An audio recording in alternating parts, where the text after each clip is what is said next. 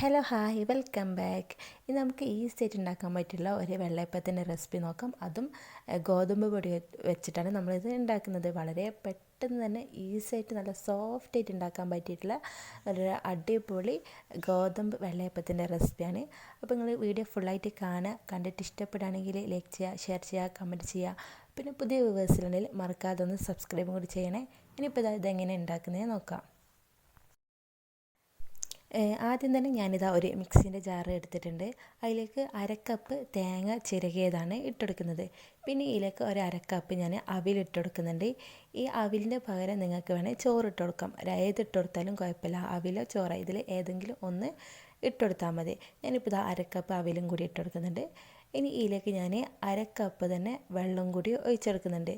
പിന്നെ ഇതാ ഒരു ചെറിയൊരു മധുരത്തിന് വേണ്ടിയെല്ലാം ഒരു ടീസ്പൂൺ പഞ്ചസാര ഇട്ട് കൊടുക്കുന്നുണ്ട്. നിങ്ങൾക്ക് അത് വേണ്ടെങ്കിൽ സ്കിപ്പ് ചെയ്യാം. പഞ്ചസാര ഇടണമെന്ന് ഒരു നിർബന്ധമില്ല കേട്ടോ.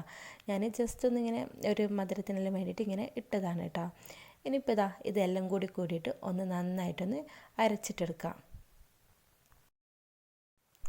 ഞാനിപ്പോൾ ഇതാ നല്ല രീതിക്ക് തന്നെ അരച്ചെടുത്തിട്ടുണ്ട്. ഇനി ഇതിലേക്ക് 1.5 കപ്പ് ഗോതമ്പ് പൊടിയാണ് എടുക്കുന്നത്. ഇനിയിപ്പോൾ ഈ ഗോതമ്പ് പൊടിക്കാണ് പകരം നിങ്ങൾക്ക് വേണമെങ്കിൽ അരിപ്പൊടി എടുക്കാം കേട്ടോ. ഞാനിപ്പം ഗോതമ്പ് പൊടി വെച്ച് ചെയ്തതേ ഉള്ളൂ. ഇനി ഇതിലേക്ക് ഞാനിതാ 1 കപ്പ് വെള്ളം ഒഴിച്ചെടുക്കുന്നുണ്ട്. ഫസ്റ്റ് നമ്മൾ 1 കപ്പ് വെള്ളമെല്ലാം ഒഴിച്ചിട്ട് ഒന്ന് മിക്സാക്കി നോക്കുക. എന്നിട്ട് വേണമെങ്കിൽ മാത്രം നമ്മൾ വെള്ളം ചേർത്താൽ മതി.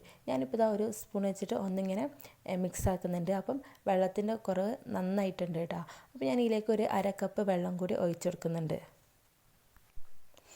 ഫസ്റ്റ് തന്നെ നമ്മൾ ഇതിലേക്ക് കുറേ വെള്ളം ഒഴിച്ചിട്ടുണ്ടെങ്കിൽ ചിലപ്പം ഈ ഒരു മാവ് അതിൻ്റെ കറക്റ്റ് ഇതിൽ കിട്ടില്ല. അതിനെക്കൊണ്ട് കുറച്ച് വെള്ളം ഒഴിച്ചിട്ട് ആദ്യം ഇതേപോലെ ഒന്ന് മിക്സാക്കി എടുത്തിട്ട് മാത്രമേ നമ്മൾ വെള്ളം ഇങ്ങനെ ഒഴിക്കാൻ പാടുള്ളൂ കേട്ടോ. ഇനിയിപ്പോൾ ഇതാ ഇത് ഒന്ന് നന്നായിട്ടൊന്ന് കട്ടയൊന്നും ഇല്ലാത്ത രീതിക്കൊന്ന് അരച്ചിട്ടെടുക്കാം. ഞാനിത് അരച്ചെടുത്തിട്ടുണ്ട്. ഇനിയിപ്പോൾ അതിതാ ഈ ഒരു പാത്രത്തിലോട്ടേക്ക് ഒഴിച്ചെടുക്കലാണ്. ഞാൻ അരച്ചെടുത്തതിൽ ചെറിയൊരു കട്ട ഉണ്ടായിരുന്നു കേട്ടോ. അപ്പം അതൊന്നും കുഴപ്പമില്ല. അത് നമുക്ക് ജസ്റ്റ് ഒന്ന് ഇളക്കി കൊടുക്കാവുന്നതേ ഉള്ളൂ കേട്ടോ. ഇനി ഇതിലേക്ക് നമ്മൾ ഉപ്പൊന്നും ചേർത്തിട്ടില്ല. അപ്പം ആവശ്യത്തിനുള്ള ഉപ്പ് ഇട്ട് കൊടുക്കുക. പിന്നെ ഒരു എന്താ പറയുക, ഒരിങ്ങനെ ആരി വരില്ലേ ഈ ഒരു ദോശക്കെല്ലാം, അങ്ങനെ ഒന്ന് വരാൻ വേണ്ടിയിട്ട് ഞാൻ ഇതിലേക്ക് ഒരു പിഞ്ച് കുറച്ച് സോഡാ പൗഡറും കൂടി ചേർത്ത് കൊടുക്കുന്നുണ്ട്. എന്നിട്ടിത് എല്ലാം കൂടിയിട്ട് ഒന്ന് നന്നായിട്ടൊന്ന് മിക്സ് ആക്കുക. ഞാനിപ്പം ഇതിലേക്കെടുത്ത വെള്ളം കറക്റ്റ് അളവ് തന്നെയാണ് എനിക്ക് കിട്ടിയിട്ടുള്ളത്. ഈ ഒരു കൺസിസ്റ്റൻസിയിൽ വേണം നമുക്ക് ഈ ഒരു മാവ് ഉണ്ടാവാൻ. കറക്റ്റ് അളവാണ് ഇപ്പം. ഇനിയിപ്പോൾ ഇതാ സോഡാ പൊടിയും കൂടി ഇട്ടിട്ട് ഒന്ന് നന്നായിട്ടൊന്ന് മിക്സ് ആക്കിയിട്ടെടുക്കുക. ഈ സോഡാ പൗഡർ എല്ലായിടത്തും ഇങ്ങനെ എത്തണ്ടേ. അപ്പം ആ ഒരു രീതിക്ക് ഒന്ന് നന്നായിട്ടൊന്ന് മിക്സ് ആക്കിയിട്ടെടുക്കുക. ഈ ഒരു മാവിലേക്ക് ഞാനിപ്പം 2 കപ്പ് വെള്ളമാണ് ഉപയോഗിച്ചത്. ഇനിയിപ്പോൾ ഇത് ചൂടായിട്ടുള്ള ഫ്രൈ പാനിലേക്ക് ഒരു തവി മാവ് ഇങ്ങനെ ഒഴിച്ചു കൊടുക്കുക. ഒഴിക്കുന്ന സമയത്ത് നമ്മൾ ലോ ഫ്ലെയിമിൽ വെച്ചിട്ട് ഒഴിച്ച് കഴിഞ്ഞിട്ട് ജസ്റ്റ് ഒന്നിങ്ങനെ പരത്തണം. എന്നിട്ട് മാത്രം നമ്മൾ ഫുൾ ഫ്ലെയിമിൽ വെച്ചെടുക്കാൻ പാടുള്ളൂ. മാവ് ഒന്നിങ്ങനെ പരത്തി കൊടുത്ത് കഴിഞ്ഞ് ഒരു 2-3 സെക്കൻഡ് കഴിയുമ്പോൾ തന്നെ ഇങ്ങനെ ബബിൾസ് ഇങ്ങനെ വരാൻ തുടങ്ങും. അങ്ങനെ ബബിൾസ് ഇങ്ങനെ വരാൻ തുടങ്ങുന്ന ടൈമിൽ നമ്മൾ എന്താക്കണം, ഒരു അടപ്പ് എടുത്തിട്ട് അടച്ച് വെക്കുക. അടച്ച് വെച്ചിട്ട് ഒരു 5-6 സെക്കൻഡെല്ലാം കഴിയുമ്പോൾ തന്നെ നമുക്ക് തുറന്ന് വെക്കാവുന്നതാണ്.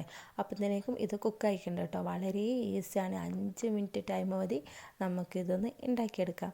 ഞാനിപ്പോൾ ഇതിൻ്റെ മൂടിയെല്ലാം ഒന്ന് തുറന്നിട്ടുണ്ട്.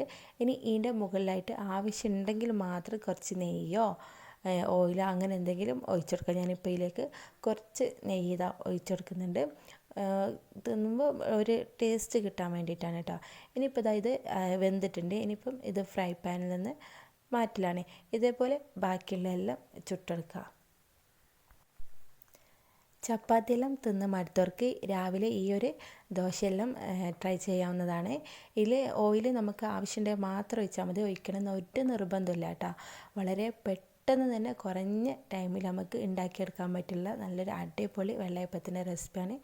അപ്പം ഇതുവരെ ട്രൈ ചെയ്യാത്ത ആൾക്കാരുണ്ടെങ്കിൽ ഒന്ന് ട്രൈ ചെയ്ത് നോക്കി നോക്ക്, നിങ്ങൾക്ക് എല്ലാവർക്കും ഇഷ്ടപ്പെടും. അപ്പം എൻ്റെ വീഡിയോ എല്ലാവർക്കും ഇഷ്ടപ്പെട്ടു വിചാരിക്കുന്നുണ്ട്. ഇഷ്ടപ്പെട്ടിട്ടുണ്ടെങ്കിൽ ലൈക്ക് ചെയ്യുക, ഷെയർ ചെയ്യുക, കമൻറ്റ് ചെയ്യുക. പിന്നെ പുതിയ വ്യൂവേഴ്സിനെ മറക്കാതെ ഒന്ന് സബ്സ്ക്രൈബും കൂടി ചെയ്തേക്കണേ.